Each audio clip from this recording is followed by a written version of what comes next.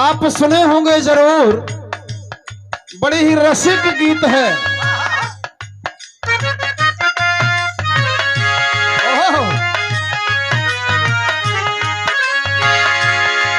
अपना पियवा से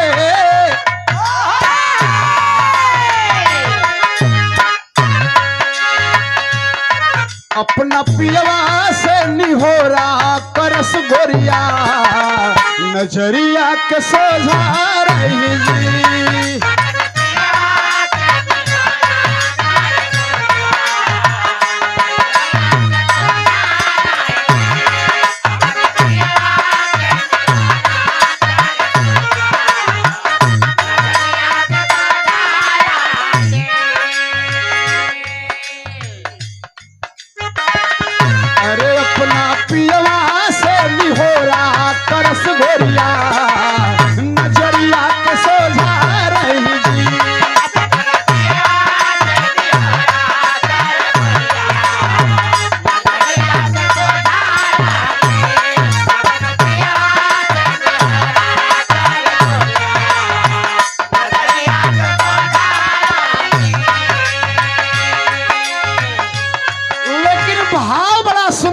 कभी लिखले होगा जैसे पिताजी चल गए ये दुनिया के छोड़ के, वही तरह से सब लोग चल जाये। हाँ, एमे जोले सुगना बोला था तौले ही एकर करोड़ों का मोल हुए।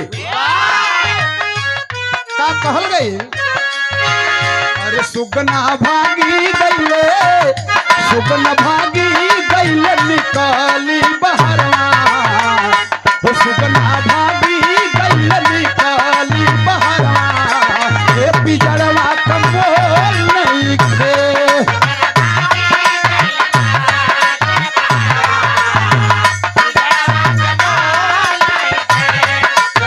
निकाली बहरवा, पिजड़वा कमोल नहीं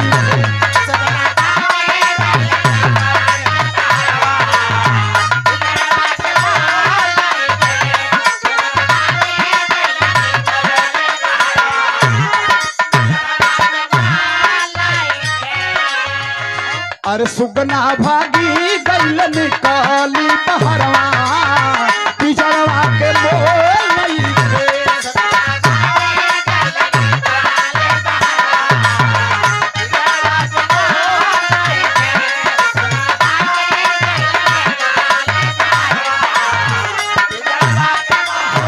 कौनो अब का होई कौनो सौ खसिनरवा, पिजड़वा के मोल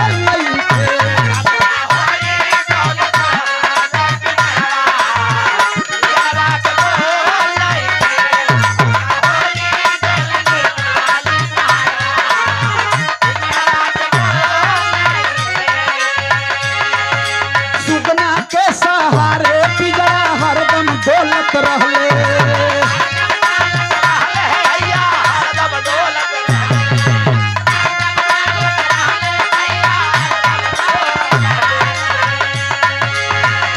शरीरिया जवन हिलत डोलत है, सुगना जौले है तौले ही डोलत है।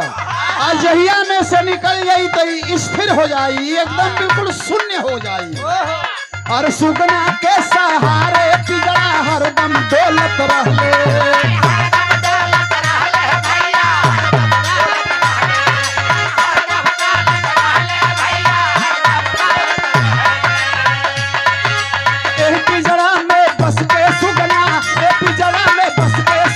सबसे बोलत रहले, बस के सुगना सबसे बोलत रहले।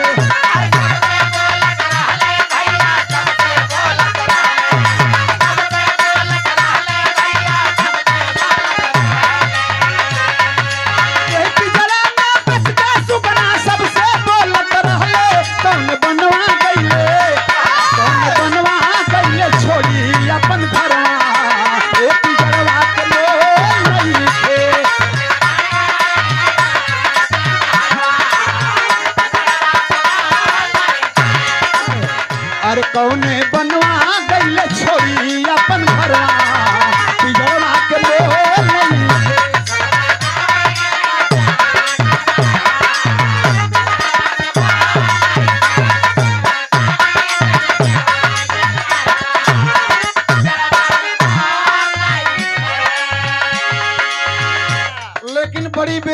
लाइन हमरे रामा कवि दूसर की लाइन में लिखले हो। का लिखला बाबू? नश्वर है संसार सभी को, नश्वर है संसार सभी को, बांध के राखी माया।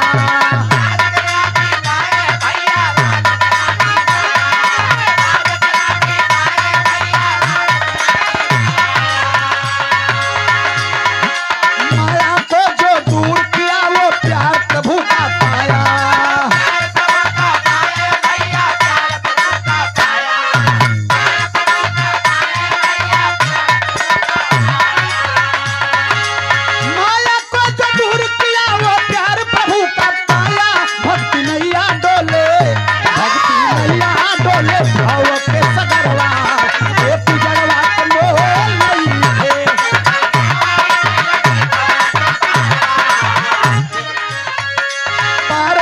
परमेश्वर से ना होवे कबहू दूरी।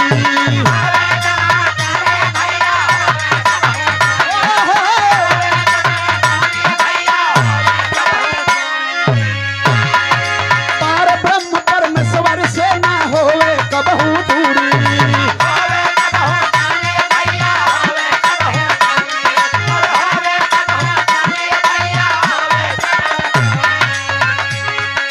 निर्गुण भाव के गीत लिखेला,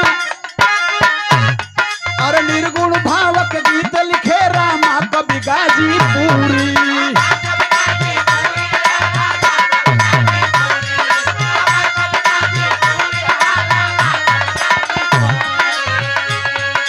निर्गुण भाव के गीत लिखे रामा कवि गाजीपुरी। अरे काम आई नहीं,